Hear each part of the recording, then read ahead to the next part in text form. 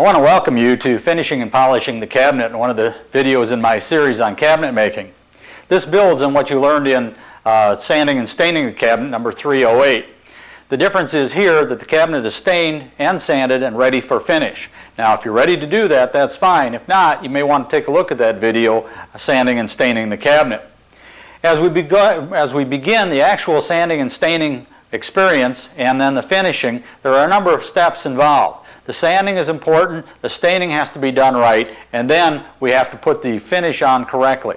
Applying the finish correctly relies on a number of things: the selection of the appropriate material, the correct application, and the correct polishing of the finish once it's applied. All of those are topics that you'll see in this tape. I urge you to take your time, kick back, watch it a couple times, digest the material so that when you apply the finish, it'll look good. There was a student that I had years ago with a woodworking instructor named Mr. Pelican. He did a lousy job on the finishing and the staining, and when he brought the cabinet in for a grade and said to Mr. Pelican, "What do you think of the job?" Mr. Pelican's answer was, "Well, I think it'd look good if you painted it black and put it in the attic." We don't want those results on your cabinet. Spend the time, put the energy in. The idea that you're going to slap on that finish is the wrong attitude. Put the energy into doing a good job. Well, let's talk a little bit about why we select certain finishes. One of them is cost. Another is the quality of the finish. Is it the semi-gloss, the gloss, the luster we want? Will it do the job? Indoor, outdoor, bar top, all of these finishes have a name for a reason, their toughness and so forth. Some other things are the environment. Are they a hazardous material? Flammable? How do we dispose of the solvents? All of these are factors that will impact on what we select. I have a number of these behind me, and I'd like to spend a minute or two talking about them. Some of the oldest style finishes are the varnishes, and the varnishes are very slow to dry, and it's one of the reasons people don't choose them today. By thinning them down, we can go with something like an oil and a urethane top coat, which is more of a synthetic, but it's really like a thin varnish. It's a wipe-on which dries easily. This allows you to put it on with a rag instead of a brush, which allows for quick, easy application. Today, there are some water-based oils. It's called aqua oil, and it suggests that it's a water base that goes on with the same qualities of an oil. When you think about an oil finish, you don't think of a high luster, but rather a sealing of the wood, not glossy, not flat, just a nice semi-gloss look that coats the wood. It isn't a real tough coating, but it is easy to repair, which is another quality we look for in the finishes. How easy can we repair that finish should it get scuffed later on? Urethanes are another common material that are used. We have a urethane finish here that is a solvent-based. It uses a mineral spirits as a solvent. We also have another one called aquathane, which is a water-based. Now, does that mean they're exactly the same? No. The qualities of this water base are exactly the same in that when you look at a urethane, you're looking at the qualities it has. Very tough finish. It's an elastic finish. If something is dropped on it, it tends to stretch and dent. So it's a nice finish for a toolbox or a cabinet that's going to get a lot of use, something maybe in a kitchen or a lavatory. The problem with these is that touch-up or finishing, patching in, is very difficult, and that's one of the reasons they haven't been used for a lot of jobs. Now, we can go to another finish that's also solvent-based, and these are both lacquer-oriented. This is a semi-gloss, and this is a satin or a semi-gloss type of finish. Both of these are solvent-based. You can brush or spray them. They dry very quickly, which is another positive part of them. These dry in probably an hour for recoating. These may take anywhere from 1 to 5 hours, depending on the qualities of them and the heat of the room and so forth. So the urethanes are slower drying than the lacquers. The lacquers also touch up nicely. However, if you were to spill something like nail polish remover or something, it would dissolve the finish. So the finish could be dissolved easily, but then again it could be patched easily. So it's really a nice finish for furniture, but if you think about the top of a counter or bar top, it probably wouldn't be the desirable finish. Next we go to some of the water-based acrylics. They're lacquer oriented. Some can be sprayed, some are brushed. But all of these have the qualities of a plastic-like material, yet water is the solvent. Very low in odor, no flammability, no explosion problem. So from an insurance standpoint or from an environmental standpoint, these are real good choices. We won't be spending any time talking about spray finishing in this video, but these work very well with high-volume, low-pressure spray units. If you're interested, you might talk to somebody who's in the business. I think for most homeowners that's going a little bit beyond the scope, and for these videos we're going to take a look at wiping and brushing.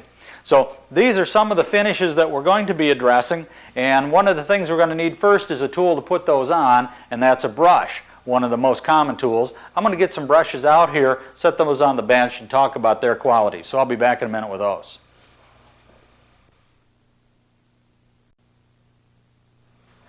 Well, as I said, I bring in some different types of brushes. This is a typical array of what I might use. They're all in about the 1.5 to 2 inch width-wise, and that's typical of what I like to use. Larger surfaces require larger brushes.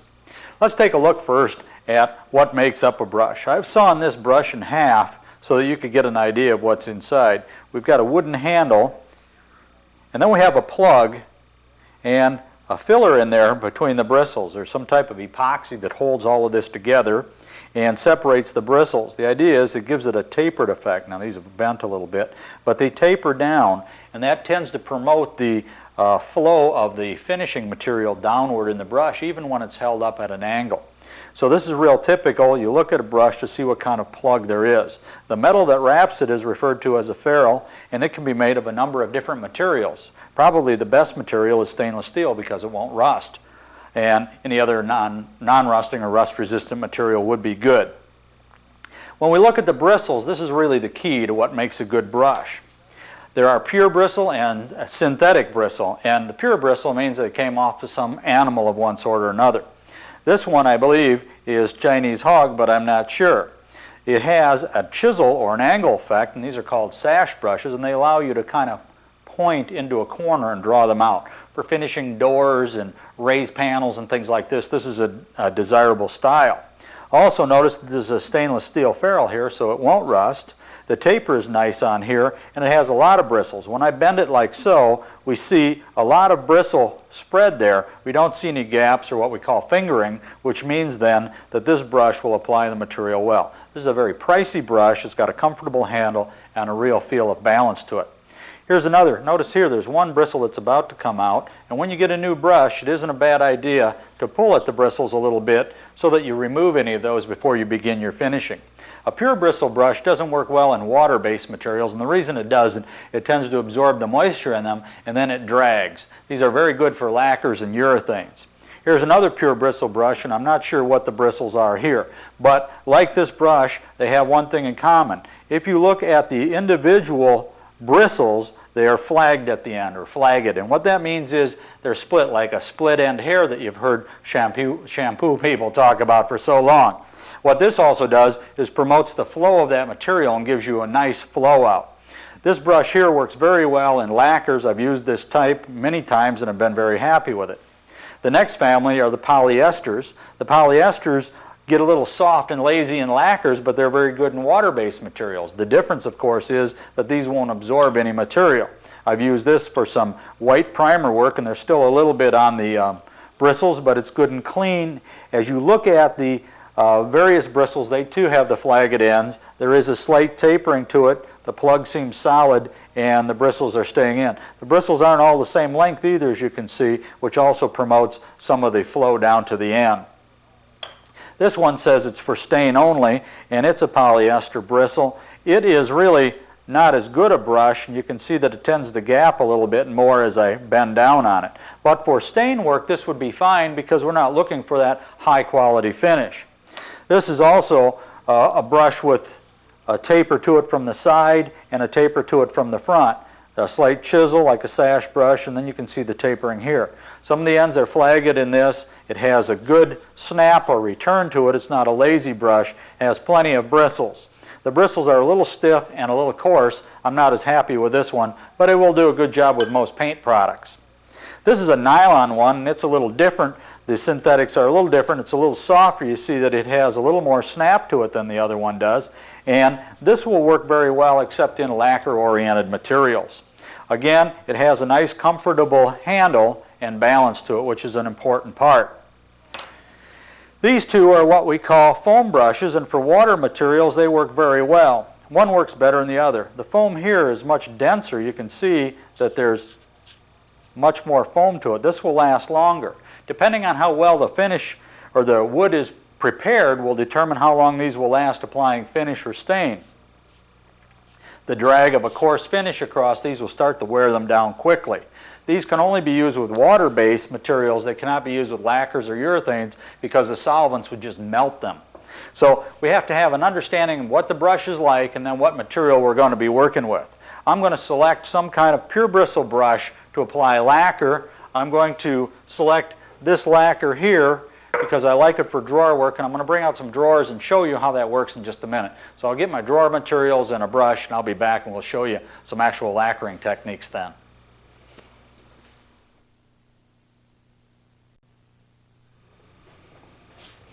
I'm using an interior lacquer-based finish, and it's one of my favorites for drawer work. What I like about it is it's quick drying and it puts on a smooth, clear finish.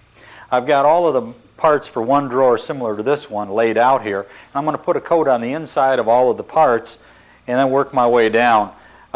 In so doing, I'm going to seal all of these, and should some stain from another operation or some other finish drop on them, I won't have a problem. Also, the inside of a drawer should be very smooth so that, say, a hanky or anything in there wouldn't drag on something and tear it up. So I really like a nice smooth inside to the drawer, and I believe it should be finished just as well as the rest, and I'm going to show you some techniques I use. Before I begin any of this, I'm going to take my tack cloth and see if there's one clean side here. Look at there, there is one.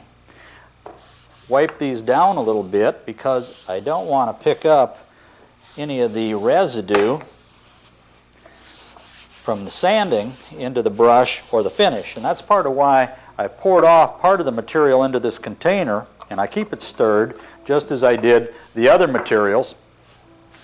And the reason I do that is if I were to work out of the can, any residue would start to contaminate the can, and the lower in the can I got, the worse it would be. So by just pouring off a small amount as needed, that isn't a problem, and it's a good strategy. Anybody that works out of a gallon can is going to have problems at about the 3/4 mark. At least that's my estimation, and I think it's real important that you plan that out in advance. All right, well, let's take a look now at the materials. I've got me a brush, and look at there. There's one of those pure bristles wants to pull out. And again, that's something we want to look at. We talked about that when we talked about brushes. That will happen periodically, and you'll want to check that. So let's move down here. Let's get the can close so that we don't have any problems with dripping. Keep this stirred, and I tap the side of the can. I don't like to drag it across, but just tap it, and then work. And I've got the light between me and the workpiece, so I can brush that on. I want a full wet coat. I don't have to worry too much about runs since I'm working in the horizontal plane, and as much as possible, that's what you want to do. Don't overbrush the material. Work from the wet to the dry. Looks like we got a little something in there. I'm not sure what it is, but it's gone now.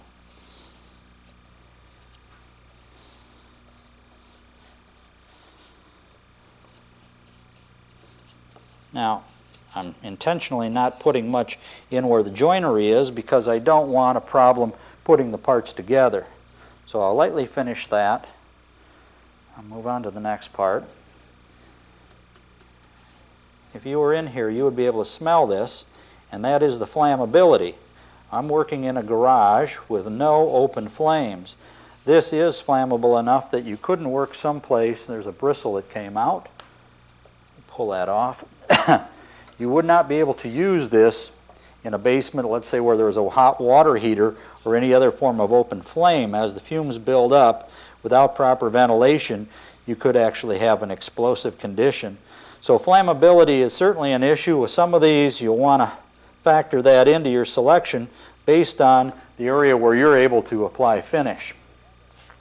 This material levels very nicely. That is, it flattens itself out as you go, which is a desirable part of any type of finish, is that it will level itself.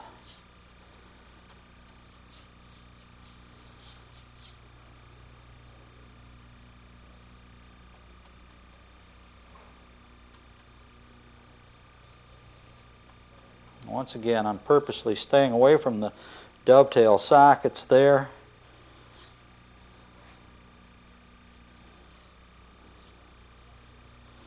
I don't want to make the fit of the drawer any tougher than it was, and while I am putting this on fairly thick, it will get sanded off. Here's one more little bristle comes out. You have to watch that. It will happen. This is a new brush, and generally it's worse in a new brush than it is in an older one. Okay, so that looks good. Let's go on to the next piece.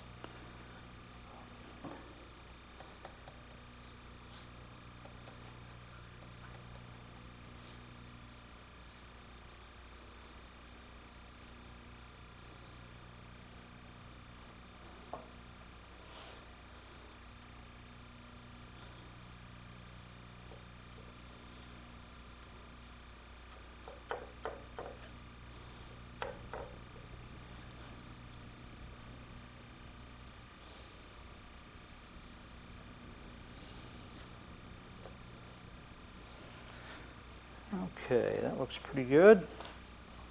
To the bottom.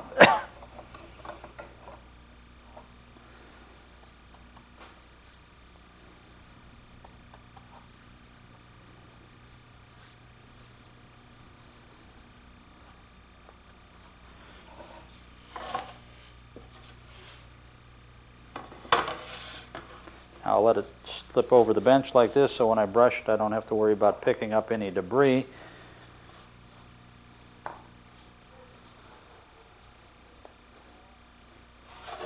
Flip it around like so, do the other side and work to the middle.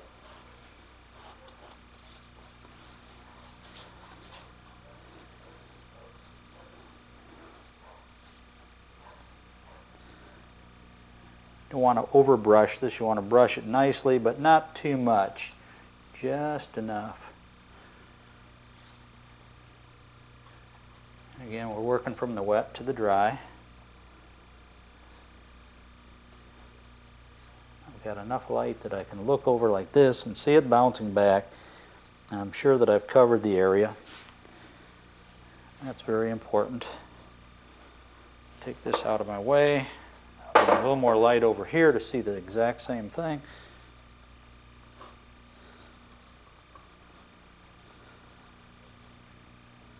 Now sometimes in high humidity this lacquer-based material will turn white. The relative humidity today is very low, so that won't be a problem. Should that occur on something you're finishing, you can usually remove that with another coat of finish because the solvents tend to dissolve the moisture in there, and that's all it is moisture trapped. If you have that experience, you may wish to wait until a drier day to apply it.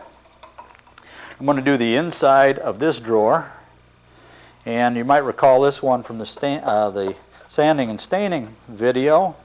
We actually applied the stain to the drawer front and not the sides using the gelled stain. Now I want to seal the inside because I want it to have a nice clear look, and that way the sides and the front where they meet showcase that dovetail joint. And I really wanted to showcase my half-blind dovetails because I think they're an important element of what we've done here.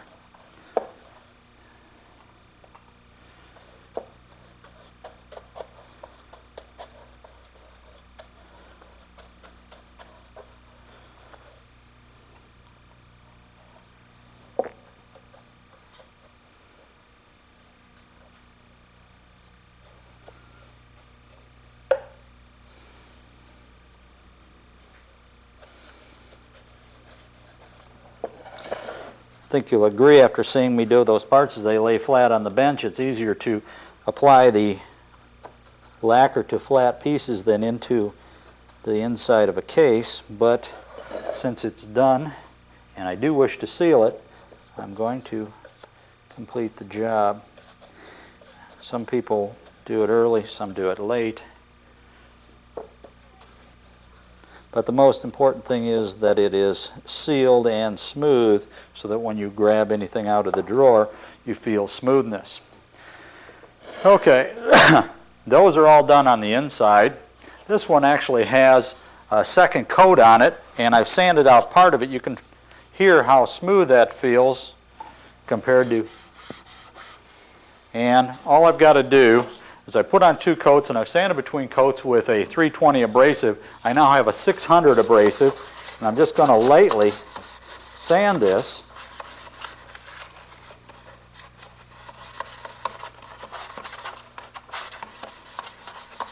all the way around.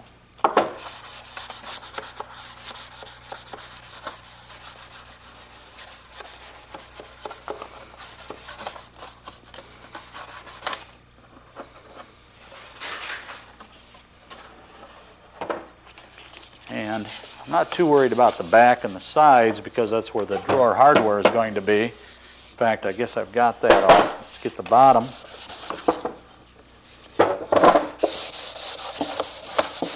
Now you can hear the abrasive working.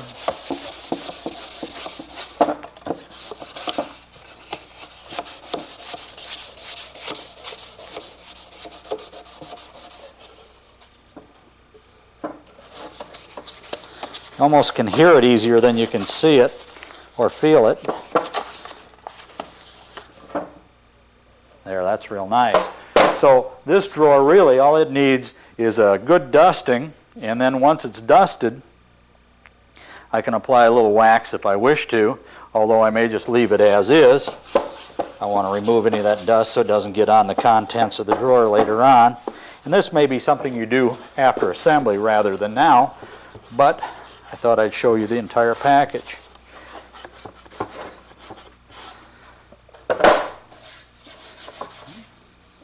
Got a little bit more right here.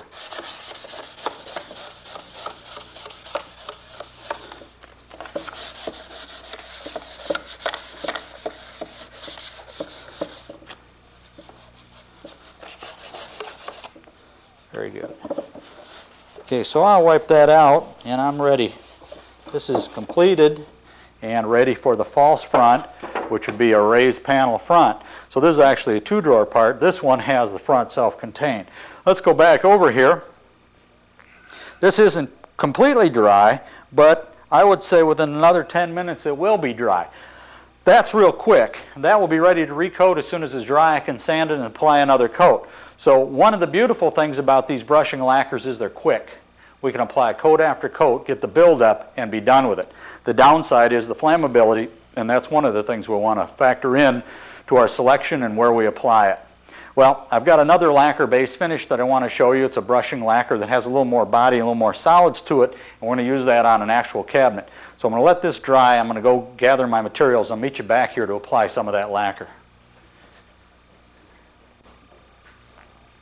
I set up this little nightstand for a lacquer finish. This is a little bit different lacquer finish. In fact, if you look at the material, you'll notice that it's a little yellower in color, and that's going to impact on the color a little bit. It'll darken this a little more than the drawer parts.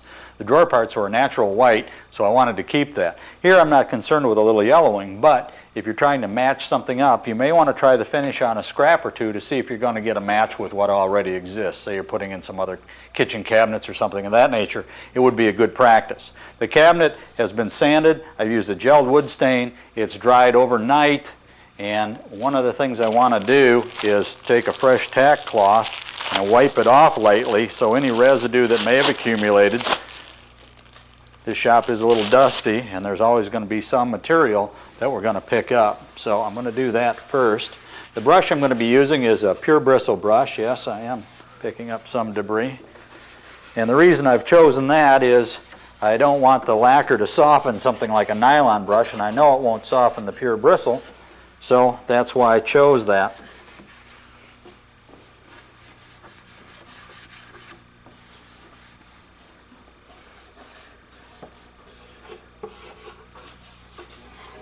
Now, notice what's happened. I've actually picked up a few pigments along the way, and we may actually have that experience when we start to work with our lacquer. And that's part of why I've poured off a small amount into another container. I don't want to contaminate my larger supply. And also evaporation-wise, since lacquer evaporates very quickly, I don't want the entire can evaporating, thus altering the ratio of solids to solvent. All right, so I'm going to work vertically, and again I want to keep the light between me and the workpiece. Try and put on a wet coat, but not one that drips. Got a little drip there already. I said try. Now this will dry pretty quickly, so I want to keep moving.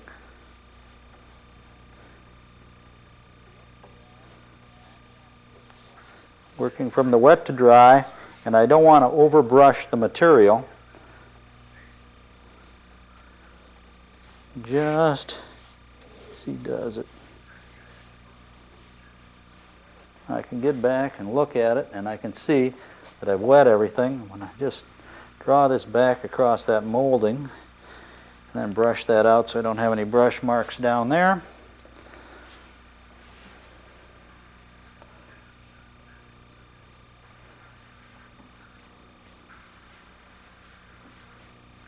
I've got a nice wet surface I'm working.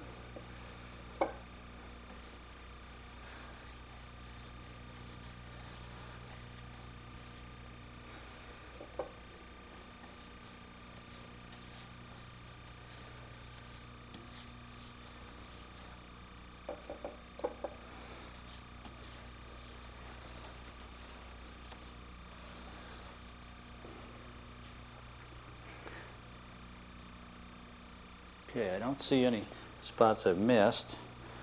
Get the top of the molding, and I'll get that edge down there at the bottom now. And notice I've jacked this up off the bench so I don't have to allow my brush to drag in the material or on the bench and pick up some debris. Let's look at that. It looks pretty good. There's just a spot right there. And a little bit dripped on the bench, so we'll pick that up right away. Get the end grain of that a little bit. All right, so that's the strategy on the outside. I'm going to work on the inside, and you can see me through here, which means there's no back on here. Let me ask you a question. Imagine poking your head in here to apply the finish. Does that give you a reason why I never put the back on until the end? I'm able to stain and finish the back as a flat, and then I can work from the front or back in here. And for sealing the inside of the cabinet, this indeed is an excellent way to go about it, because I can see the back of that face plate or face frame, whichever you prefer, and this allows me to get that finish on there very comfortably. If I were to be working from the front, trying to poke my head in there, I'd have as much lacquer on my hands and hair as I do on the cabinet now. So there are definitely some strategies that you can employ to keep this simple and enable you to do a good job with the least number of headaches. That's where we're at right now. Again, the solvents are flammable, so you need good ventilation. We're in a large area, so that won't be a problem. But between coats, I will air out the shop.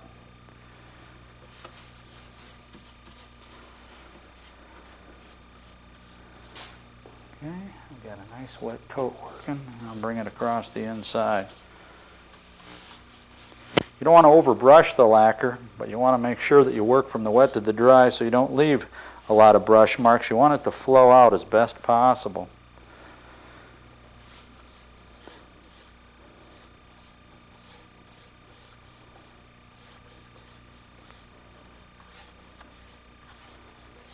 If you feel your brush dragging, that's usually an indication that you need a little more finish on it.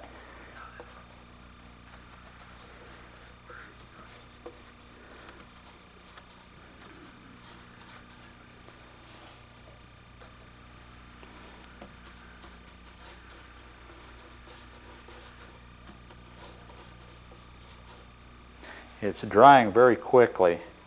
The temperature here is about 75 degrees, which is just about the ideal temperature for most finishing applications. When you get below, say, 65, your finishes don't flow out very well because they're so thick. Their viscosity is greater and they drag on the brush.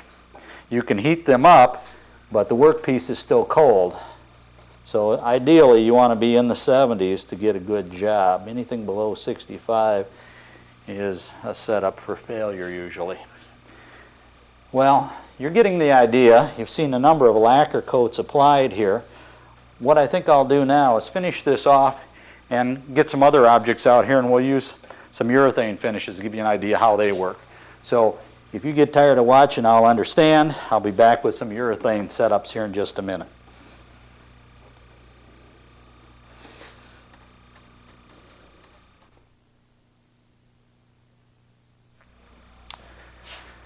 We're going to be using a urethane now, and I've got two doors that have a pigment stain on them. The stain's dried overnight, at least 16 hours. They're in pretty good shape. There's a few flaws, but I'm going to just deal with them. They're on the back of the door, and I'm pretty well satisfied with it. Let's take a look at this urethane. As you watch it, you'll see that it's a very orange color. It's a darker color, so we'll change the color of the material a little bit as we apply it, and you'll see that as we begin the application. A couple of things to remember about urethanes.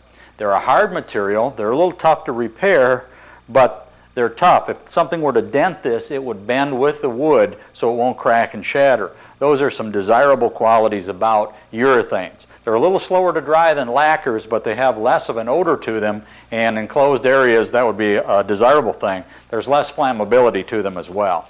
Again, I'm going to kind of tack off my parts because I don't want any debris to be picked up. And once again, I've poured off my urethane into a separate container. These are solvent-based urethanes, incidentally. When we're done with this, we'll go to a water base and show you some of the differences. But for now, we'll work with the solvent-based.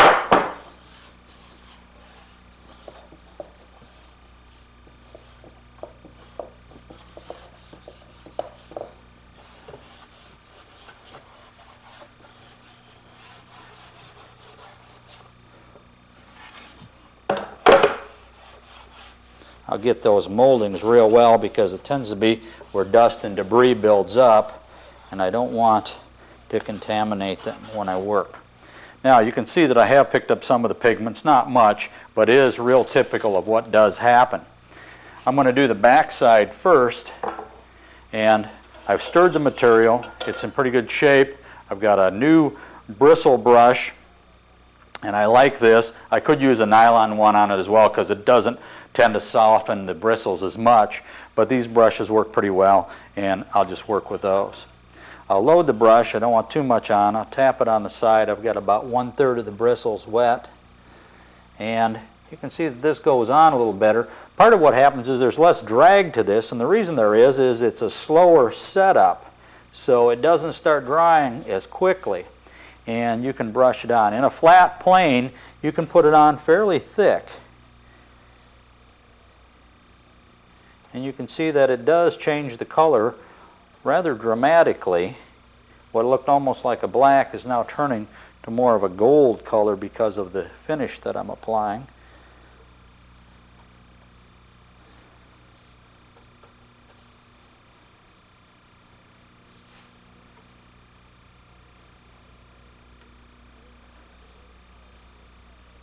In working with doors, this is typically how I do it. I apply the coat, regardless of what finish it is, to the back first.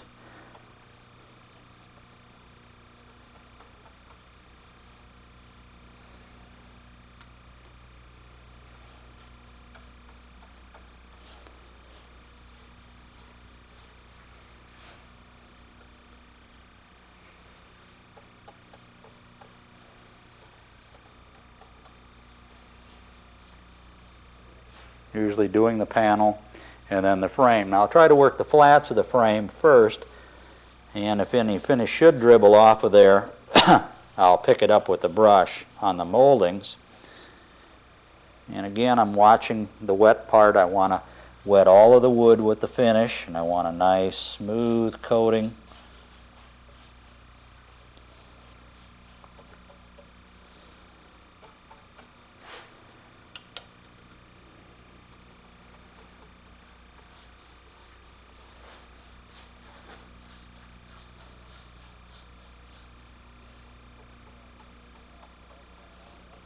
Where the brush crossed that, I'll kind of level that out. I like to do that so that all of the brush marks are going parallel with the wood grain.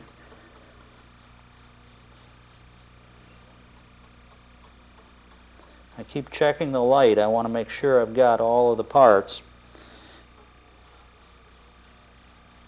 Now, since this is a finish that doesn't really dry by evaporation, but rather kind of a curing or oxidizing, I don't want to overbrush it. I'll have to come back and put a second coat on. With the lacquers, the solvent tends to dissolve the coat that's already on. That's not the case here, so I don't want to stay too long in one spot. yet I've got a little more working time in the beginning.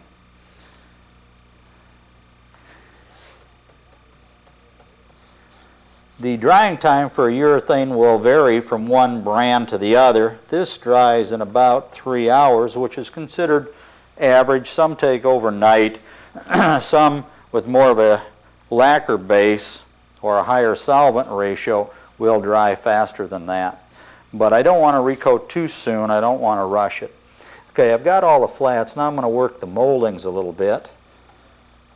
And I'll get the back side of those. And I don't want that on too thick because I don't want it to run.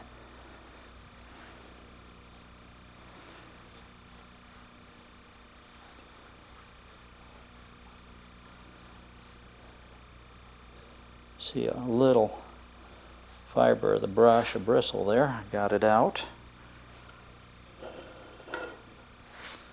Just keep your eyes out for those. Once in a while, this is a new brush, I peeled most of them out, but occasionally you'll have one let go, and it's just something you have to look for. The higher the quality of the brush, the less likely that is to occur, however.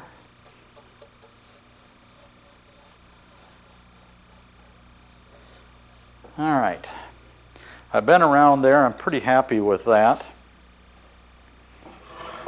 Do some checking on it. See a little spot there that can be leveled out. Using the light again. That looks pretty good. I'm going to flip this over and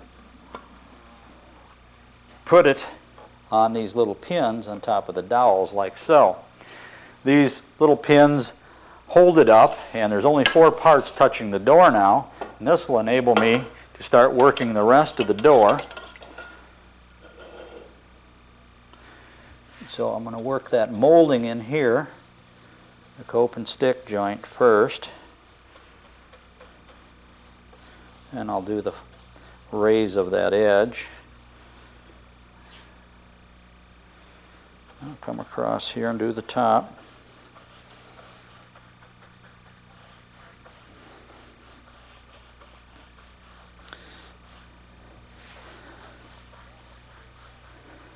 When you do the tops and bottoms of the raised panel, you're actually working with end grain, so it tends to absorb a little more finish on the first coat, and that's true regardless of the finish.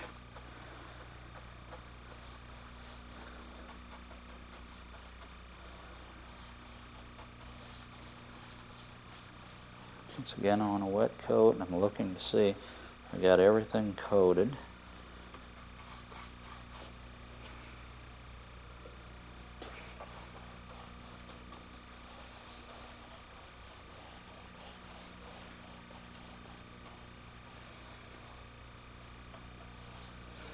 Working from those miters, and I'll look those over.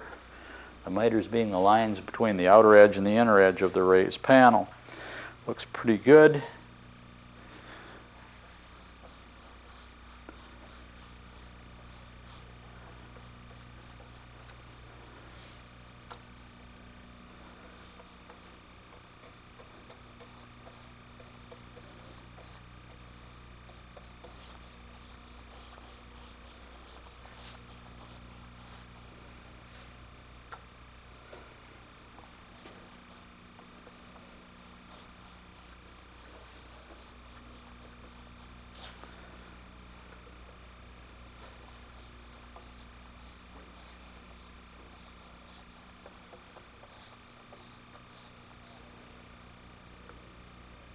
You may recall I stained the panel before I put the door together on many of these doors, and that means that should it shrink, it'll always have the appropriate color, because the wood movement as it moves inward, that wood will have been stained.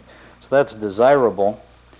It won't be finished, so it won't look exactly the same, but it'll be such a subtle difference over time that most people won't notice, and it's a good practice.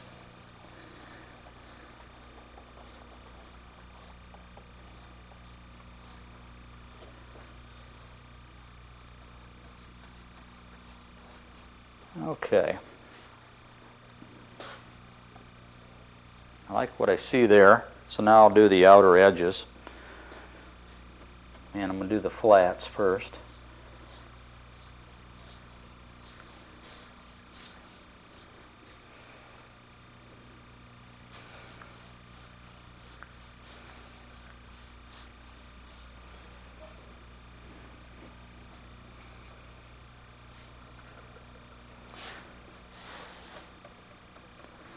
Once again, I'm mindful of the joints. I want the brush marks to follow along nice and neat like.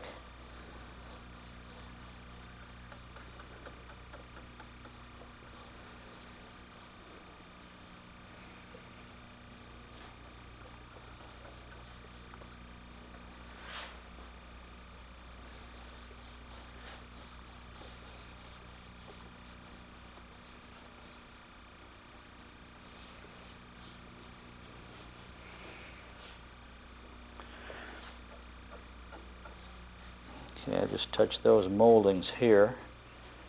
So I've wet that one. I'm watching this one, same thing. Don't want to apply it too thick, but I do want some on the entire thing. Good.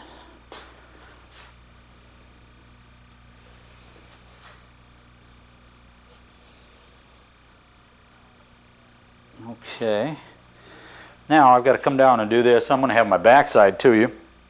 But you can watch for a minute or two, and when you get tired of that, pull out. We're going to go ahead, finish this up, and once I get the doors done, we're going to take a look at a water-based urethane. A little different approach, but some other learning to occur there. So I'll meet you back here when you see fit.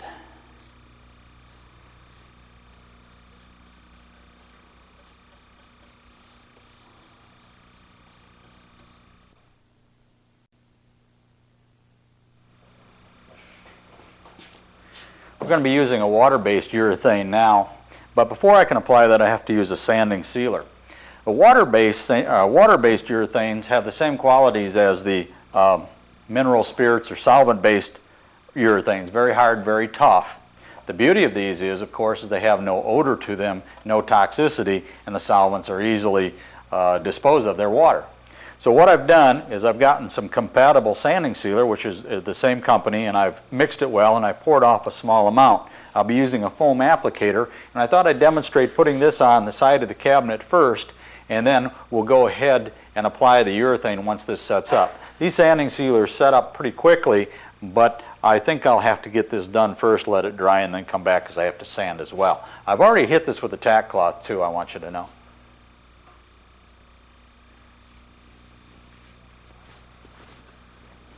So once again, I'm watching the material. I'll get a nice wet finish. It doesn't have to be real thick, but I do have to get it on all of the parts.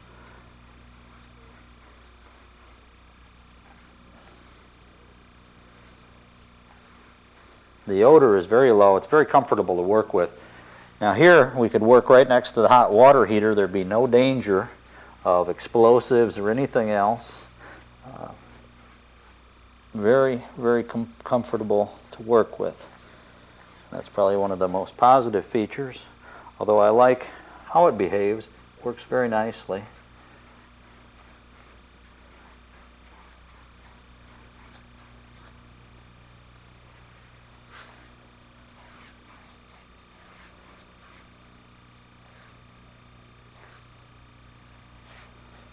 You notice a little bubbling.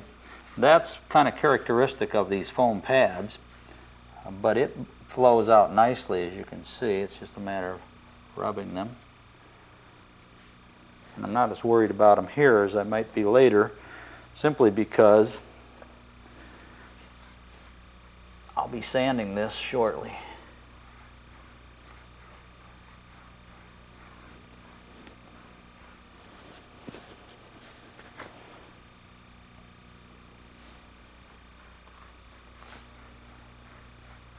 Use the light as an indicator. All I'm doing, I'm not putting it on real thick, because it is just a sealer, you know.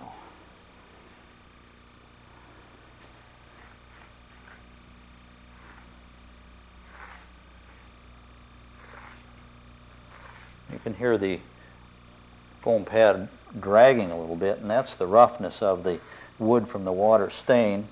But the sealer will hold the fibers in the upright position, so when I go to sand them, they will come off nicely.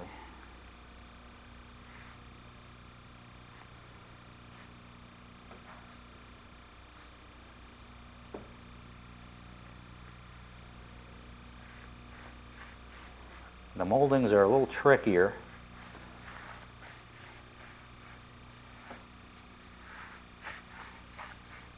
I'll just deal with the foam. I'll get it on there, and then I'll drag it lightly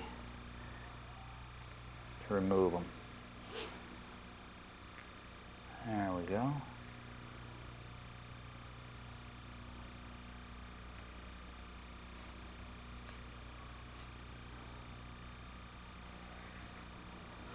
Okay, now all I gotta do is get the bottom of that, and then I can work on the rest of it.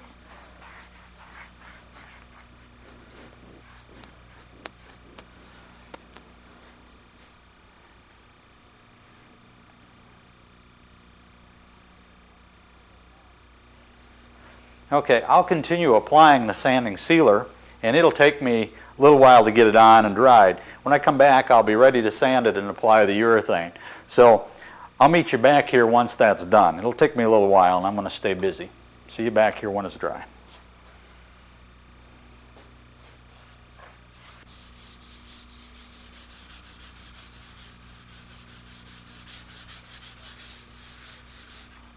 Well, I finished up preparation for the urethane, or aquathane as it's called, the water-based urethane. And now what I need to do is just wipe my surface here with a tack cloth, pick up that debris that's on there, and I think you'll agree that it's doing exactly what it's supposed to. What you're seeing here is that coat of sanding sealer we put on earlier. It's cured. I let it go about 4 hours after curing, and then I wet sand, or not wet sand, I dry sanded it with a wet dry abrasive of a 320 grit. And now you can feel it's nice and smooth. So I've got my aquathane ready to go, and I thought I'd just show you what it looks like on the stick. It's a very clear material going on. It's almost a water white. And I'm going to do this side for you and stop there, and then I'll catch the rest later. I just want to show you the application real quick and then show you what it looks like. This takes about 3 coats to get it right. So let's just give you an example of what happens here. Wet the wood well, and you don't want to overbrush the material, yet I don't want too much on there. It's fairly thin. It goes a long ways.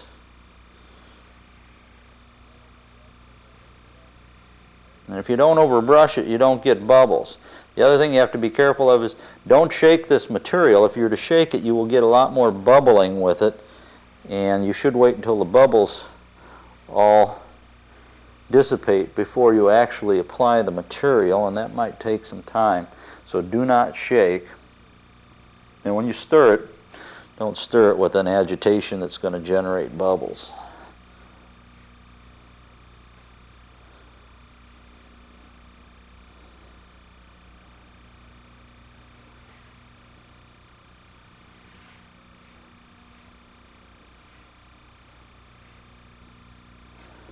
Okay, I can see things are going well.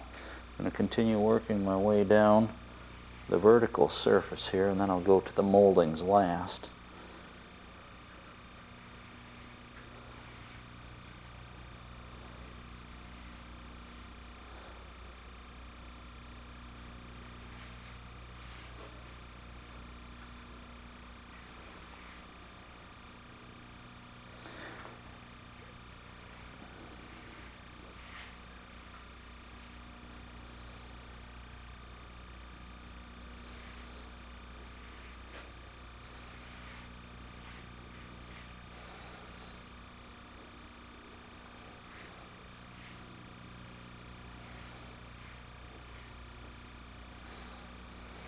Now I'm just going to eyeball this into the light, see how I've done. Looks good. Now I can work this molding. Get that top part. I'm going to work my way down.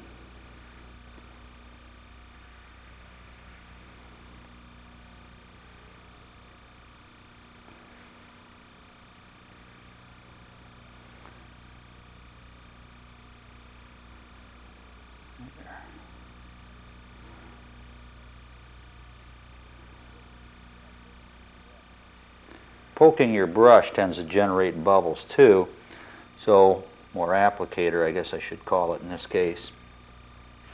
So try to avoid that too, just let it flow.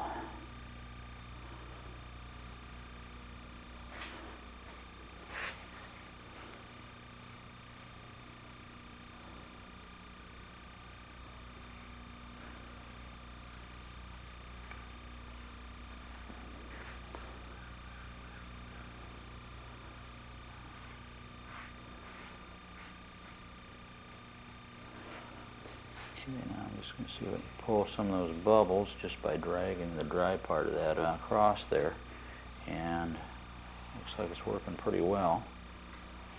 There we go.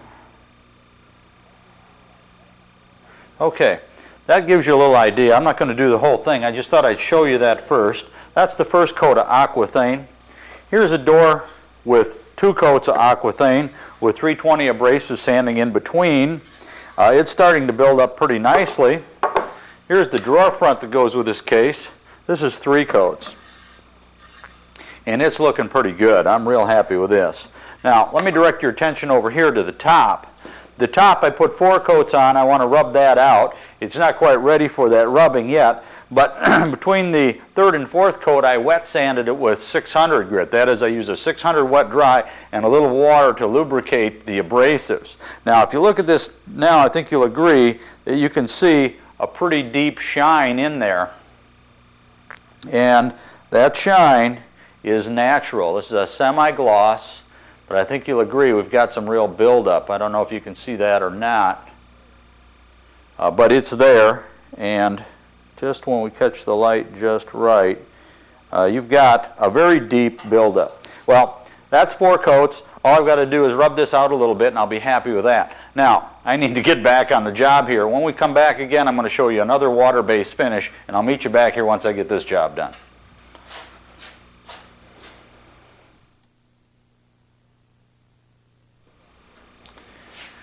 We're going to apply a tabletop satin, which is kind of an acrylic material. I've taken the gelled wood stain and applied it, and then I used a coat of sanding sealer, which I have sanded off after application, after it cured, using a 320 wet dry. I didn't have as much grain raising because of the gelled stain. Now I'm ready to put a water base on, and it will take onto this oil-based stain without any problem. It's important that you allow at least 24 to 48 hours curing time between the stain and the top coat, however.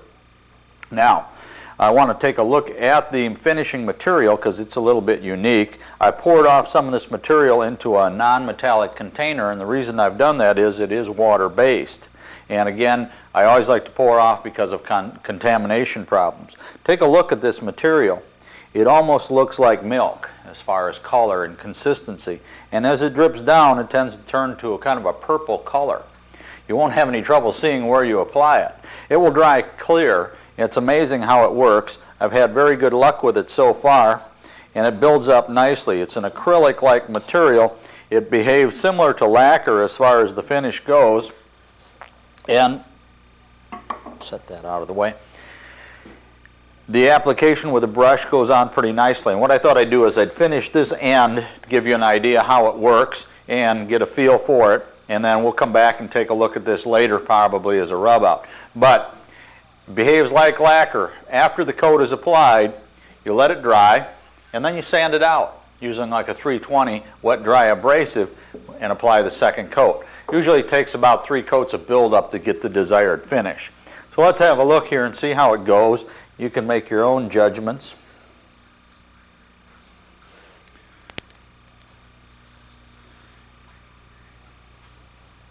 I think you can see the kind of purplish cast that it has.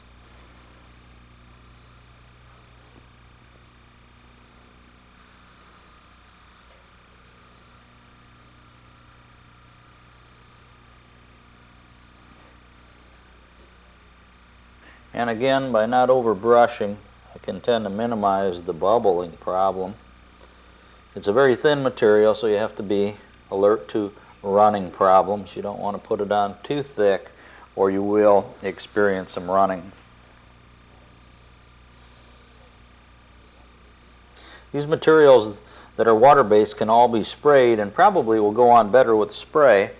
But most of you at home don't have the luxury of all that equipment, so I thought I would show you the way that most of us apply finish using the variable speed method.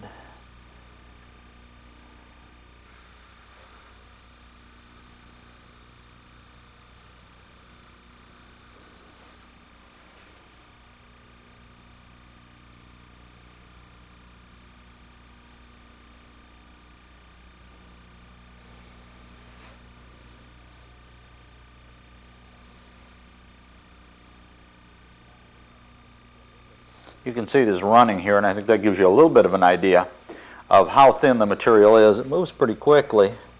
It's 70 degrees in here right now, so the temperature is about right. One other thing, speaking of temperature, all of these water-based materials have to be protected from freezing. So you're not going to leave those in an unheated garage over a winter and expect to use them.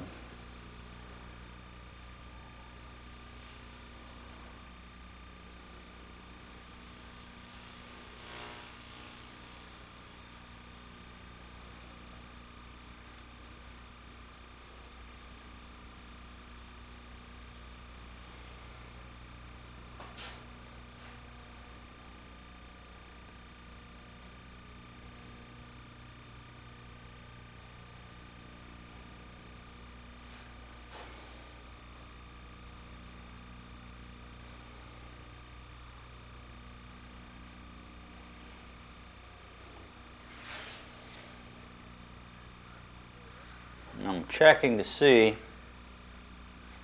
if I've wet the surface entirely, and it looks as if I have. So now I'll address this area down here.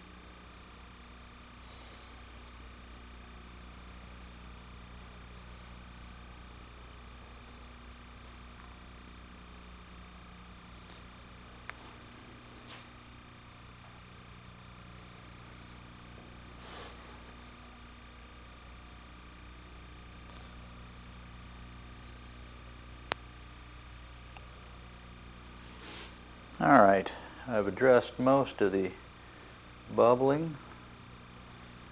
Material setting up. You can see now how it went on with almost that bluish or purplish cast. Over here where I started, it's already clear. It's drying and it's working its way back. So I think you can get an idea of what's going to happen. We're going to let this set up. I'm going to finish the rest of this, and when we come back, we're going to take a look at some of those lacquers that we put one coat on, see how they look, and then show you the approach to reapplying on the lacquer-based finishes. So we'll be back with that in just a minute.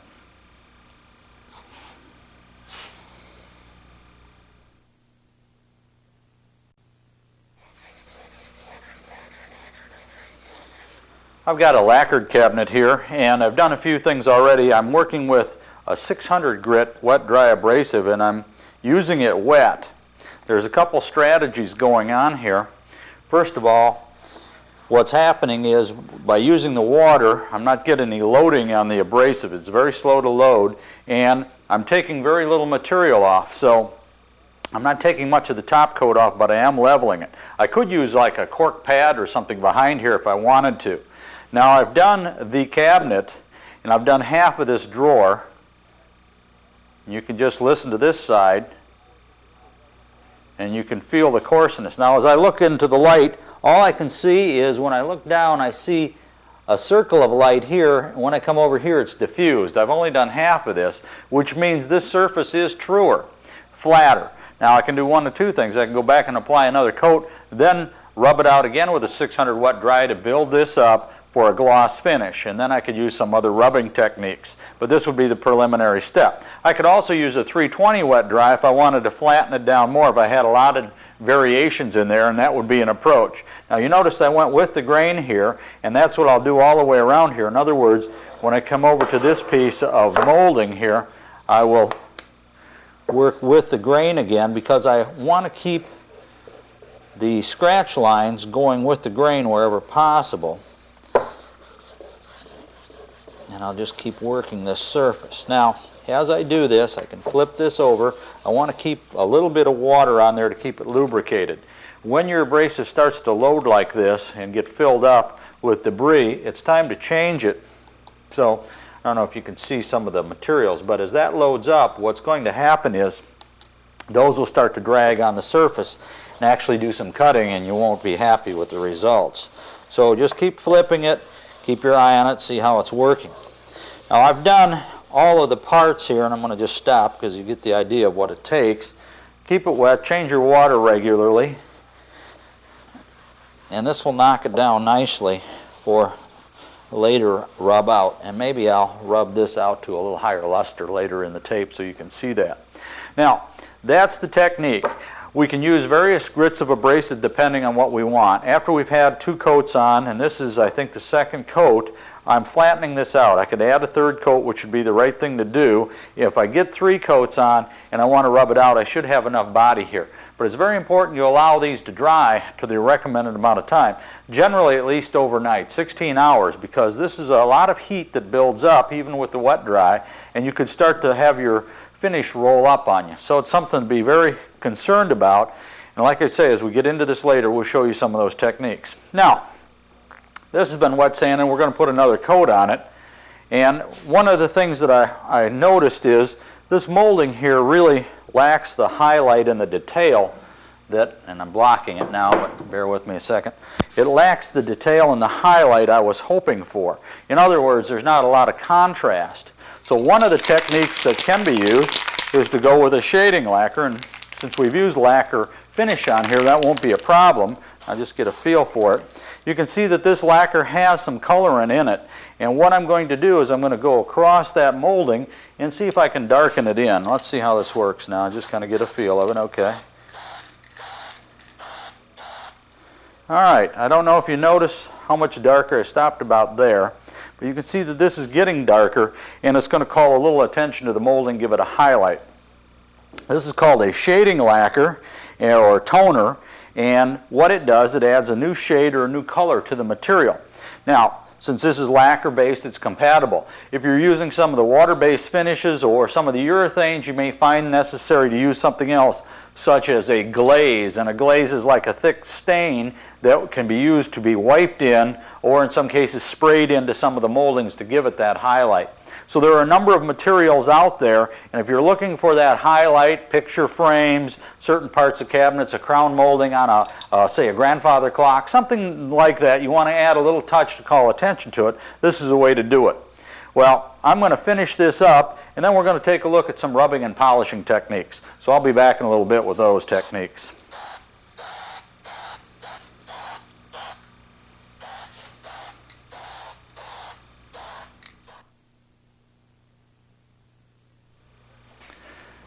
I mentioned earlier that we'd take a look at some other techniques for rubbing and polishing the finish. The title of the video is, of course, Finishing and Polishing. And there are 2 parts to the polishing, I think. First is the rubbing, which is an abrasive action, and then finally the polishing, which is more of a protection. When we look at abrasive materials, there are a number of them that we'll use. First of all, one of the ones that you've already seen used was the wet-dry abrasive, a 600 using water. The abrasive was the wet-dry, of course, and the lubricant was the water. We have also steel wool, which is sometimes used, and you haven't seen me use that yet because I don't like to use that until I'm done finishing. And the reason for that is the metal particles could get in with the finish and the residue might rust, especially if I was using a water base. So now is a good time. And not surprisingly, we have some material called wool wax, rub and lube, and they're used with these as the lubricant for a rub out, and I'll demonstrate those in a minute or two. But these are some of the approaches. Now, two other lubricants, flax soap or Murphy's oil soap, which are essentially the same. These are nothing but thinned down water-based solutions, kind of a soapy solution that works very well as a lubricant. Now, we can also use water with some of these. Another material is a rubbing compound, which is an auto body rubbing compound. And then this material called Final Rub, which is typically sold by many of the finishers. So this would be a product with the lubrication and the abrasive in it. You'd use that with a cloth. So there are a number of ways of working. Yet another one is some of these newer synthetic pads for polishing, and we'll take a look at that and compare it maybe to the steel wool to see what happens. Very effective polishing material.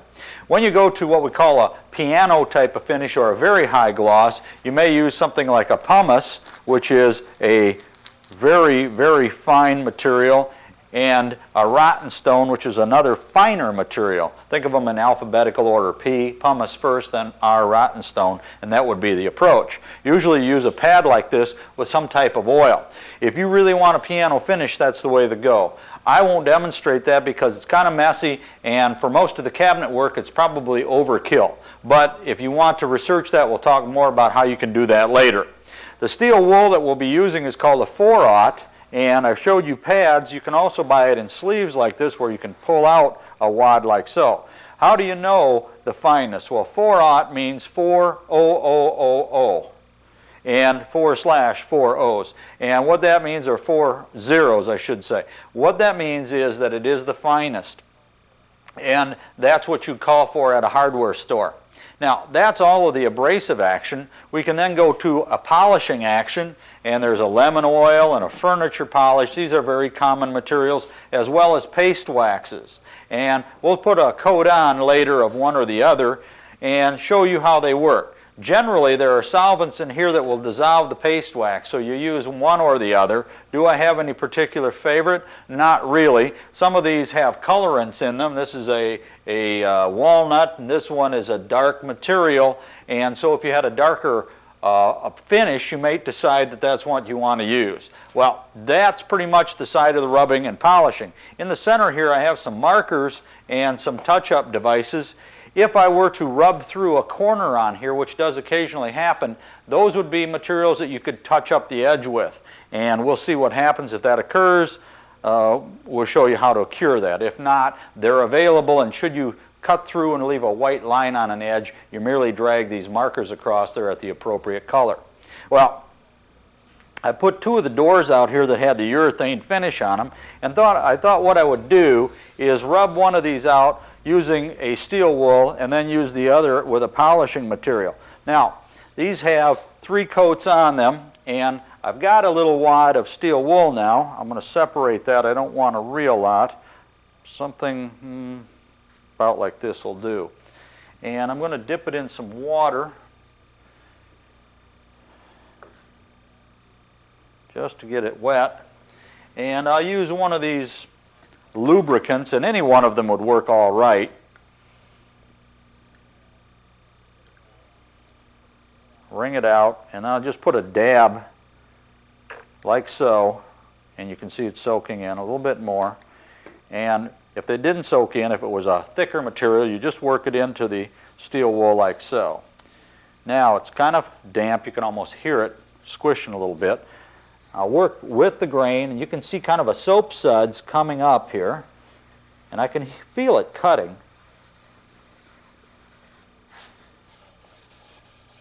You can probably hear that action. And again, I'm trying to work with the grain. I don't want the scratches to go perpendicular to the grain. It calls attention to them.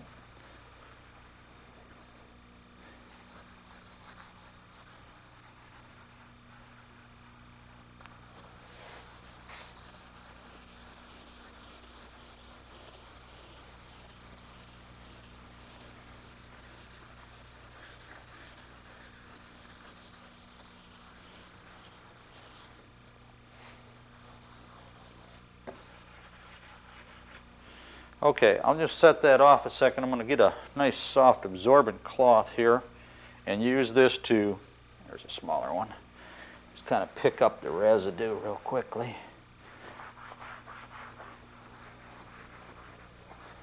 Now, will this leave you a gloss? No, it's more like a semi-gloss, but it will make the finish much smoother. When you rub your fingers across here, you will notice a dramatic improvement.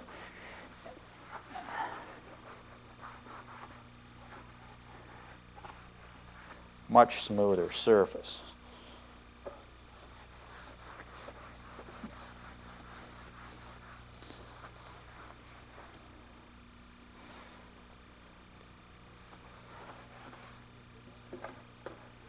I don't know if you'll see a difference in the sheen here between the two.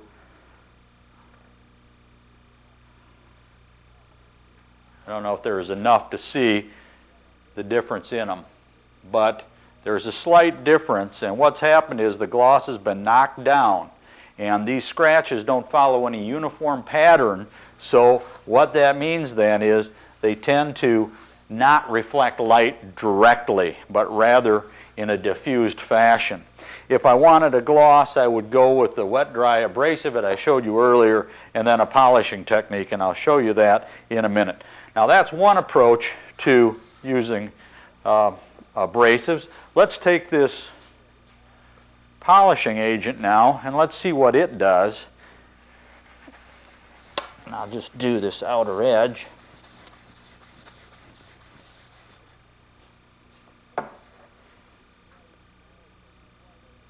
There's a slight polishing action going on, but it's not as flat. Now, I can try this with a little lubricant. Just take a little water, spill it over here,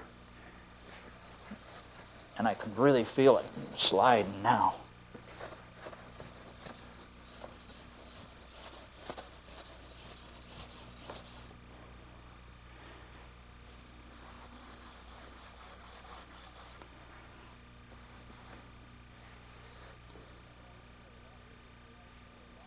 There's a slight more luster here, and it probably won't be visible to the camera, but as I pull my fingers down here, very smooth, and this is a little rougher. It depends on what you want. So far what you've seen are very low luster approaches, and again these are urethanes and they're satin, so we're not going to see a lot of difference. Well, I'm going to finish rubbing these out, and then I'm going to come back with some lacquers and other materials to show you some other rubbing techniques. So I'll be back shortly with those, but I'm going to finish this up before I go.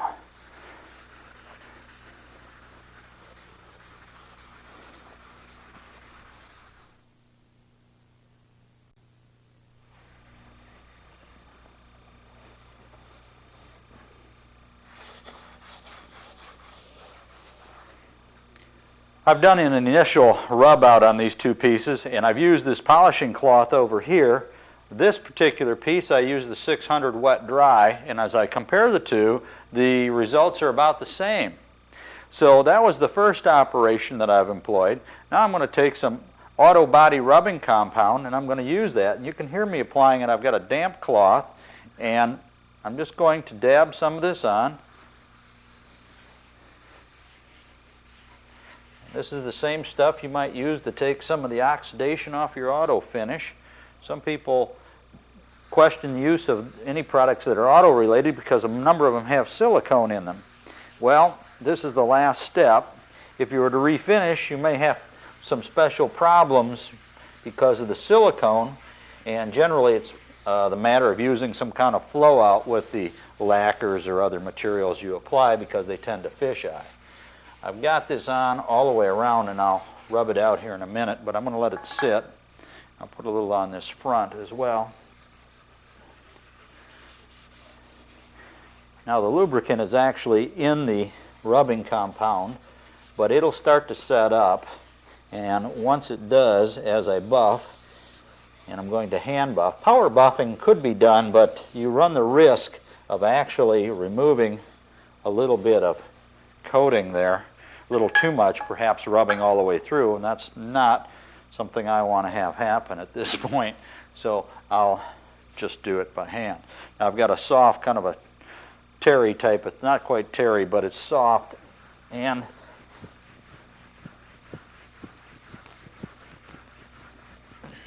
I'm removing some of that residue and buffing out as I go.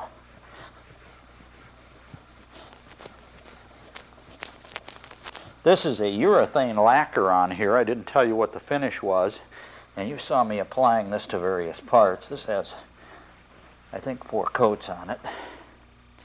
And as I hold this up, you may be able to see where I've ended here, how nice that is, very smooth, and I'm real pleased with what's happening here. So I've got a little more rubbing to do.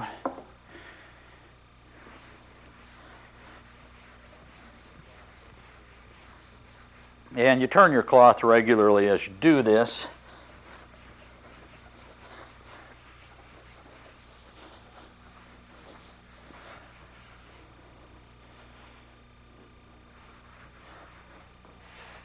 Pay special attention to those moldings. All right, I'll come back and get this drawer front in a minute. But what I'd like to do is show you this lacquer finish. This is a solvent-based lacquer finish. And I've got a product called Final Rub, which is more of a furniture type of rubbing compound. This particular one is black in color. It's used for darker finishes usually. I've got my cloth dampened, and it's a fine woven cloth. And it almost looks like an ink on here. Work that vigorously with the grain.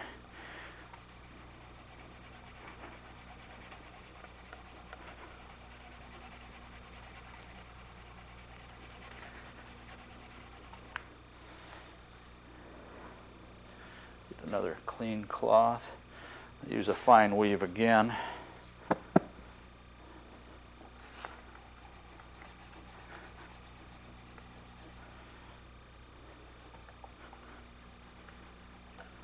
I don't know if that gloss shows up here or not very well.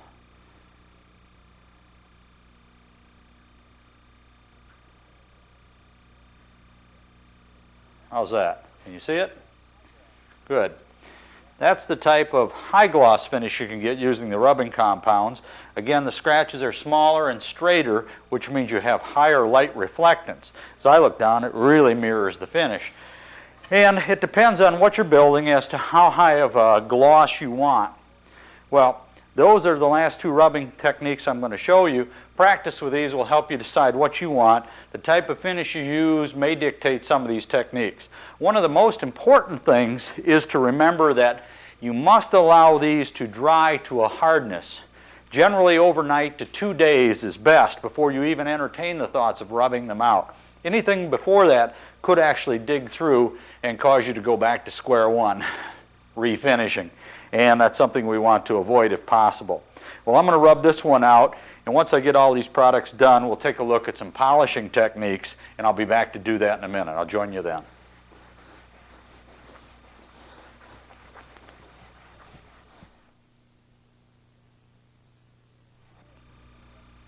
I'm ready for the final polishing, but as I mentioned earlier, there was a rub through. As you look down this line of this raised panel edge, you can see from about here out a slight white line. What's happened there is I've actually rubbed through to the wood. Well, there are various touch-up tools. These are markers, and these are called touch-up markers. They're similar in how they behave, but what this will do is impart a little finish along that line. And I'm just going to lightly drag that along that line to cover that up, and a little bit over here. All right, so I'll let that be for a while so that sets up, and it doesn't take a very long time. So let's leave that. Let me direct your attention over here now. I've used a paste wax, a clear paste wax on this, and as recommended, when you use a paste wax, it ought to sit about 5 minutes on the surface to get the full benefit of it. So it has been on here. I applied it with a soft cloth, a dampened cloth, much finer than this, and it probably doesn't show up well, but there's a dull haze on here right now. And as I start to buff that, and it takes a little bit of vigor to get that done, and I can see a difference here, and I don't know how well it is with your camera, but there is a definite difference. Let me finish it off now. I can feel that rag dragging, as it will do.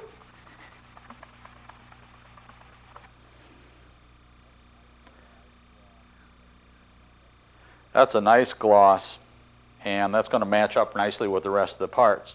Well, let me just set these out of the way before I have another calamity here and move over to this side. We've got two pieces here that are matching, and I'm going to use a spray type of furniture polish. There are many of these on the market. There's a lot of people that question how well they work. I like them. I've had very good luck with them. This one is one that you just shake and spray on. And you don't really let this dry, but rather you wet the surface and then polish it off. So I'm going to just get both of these while I'm here. Set this off. And I've got a nice soft cloth here that I can proceed to buff this out. And you can see the luster coming up.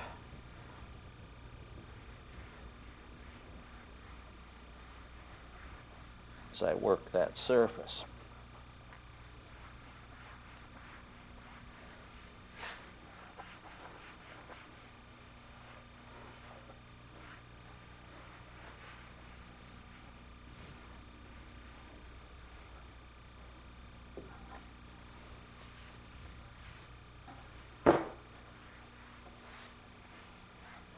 Okay, let's hit this one now.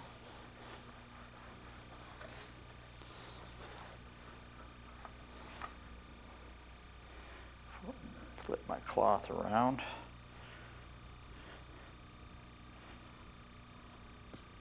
Good.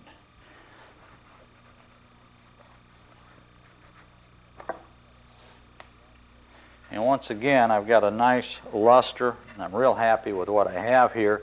I've pretty well hidden that line. It wasn't obvious to begin with, but this way it no longer calls attention to itself as a white line. Well, as we wrap up this videotape, let me suggest that we've covered a number of topics. I've shown you a number of finishes. Study up on those. Do some experimenting. Try these finishes on various materials and learn before you apply them to something as large as a set of kitchen cabinets or a hutch or something of that nature. Try something small first, learn how it behaves, and then you can go on. We've seen water finishes. A decade ago, people weren't entertaining even the thought of using water finishes. As I've worked with them, I started to understand that they're improved, they've changed. This is a dramatic finish on this urethane, this aquathane. Very happy with it. Goes on nicely, and it's made me rethink some of the ways I'm doing woodworking, and I would urge you to do that. That's part of the learning experience. Part of the learning experience is also further research, and there are a couple good resources on the market. One I would recommend is Understanding Wood Finishing by Bob Flexner.